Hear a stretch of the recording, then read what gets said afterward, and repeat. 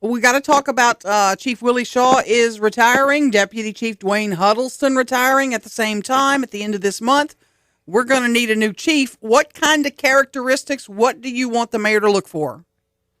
You're going to need somebody that's going to walk into the future quickly.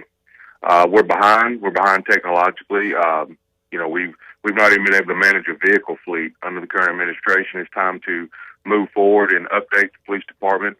There's going to have to be a serious conversation about a police pay raise.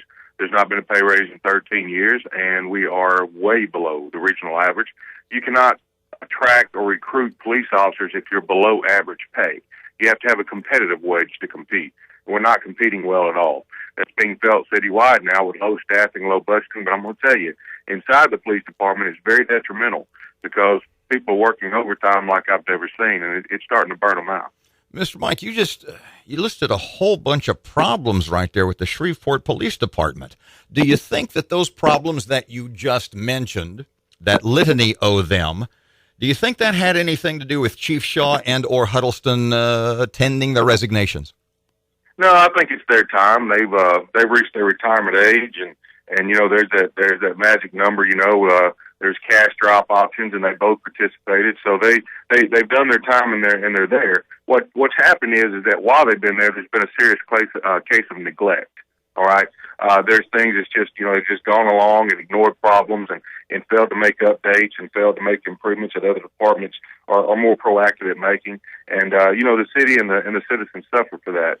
They may not notice it at first, but days and years down the road, I mean, you can look at just equipment alone between Bossier City, Bossier Parish, and Shreveport. It's a phenomenal difference. All right, and the key is leadership. This is going to sound way worse than it's going to sound, and I apologize in advance.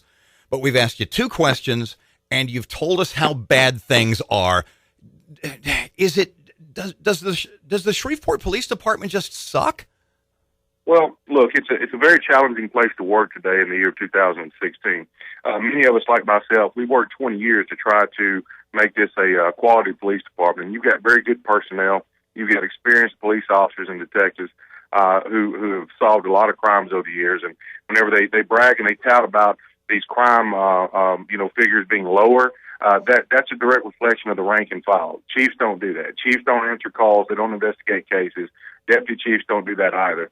The men and women of the Shreveport Police Department have made Shreveport safer. And what you're seeing now, whenever you see the uptick in crime, especially nationwide, you're seeing a bad manning or staffing crisis inside your police departments, Shreveport included. Sergeant Michael Carter, president of the Shreveport Police Association. I got to ask you this. Had a conversation with a high-ranking city leader, I guess I'll say, won't give any names, who said the police department has a very short bench for picking a new chief, and that we may have to go out of town to find a new chief. Agree with that? Disagree? No, the Shreveport Police Department has some of the finest police officers and rank and file that you could choose from. They're letting local politics get too far involved. You see, when someone's very qualified but they're not liked because they're opinionated or they're strong, that's not a disqualification. That is where they're letting their emotional issues get involved in business.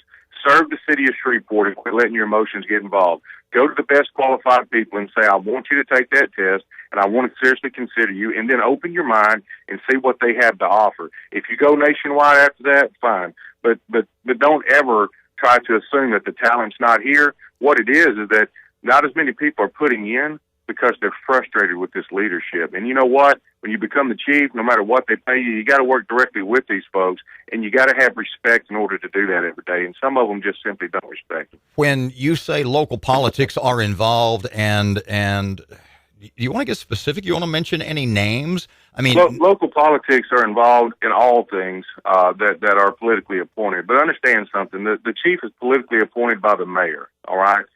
There are people who are going to advise the mayor, at any given date and time in history, whenever a chief's been selected. There's always going to be people whispering in the ears, pick this guy or pick this lady here. But the truth is that the mayor needs to try to hire the chief like any other qualified position. You need to look at experience. You need to look at education. You need to look at what they bring. You need to listen to their ideas.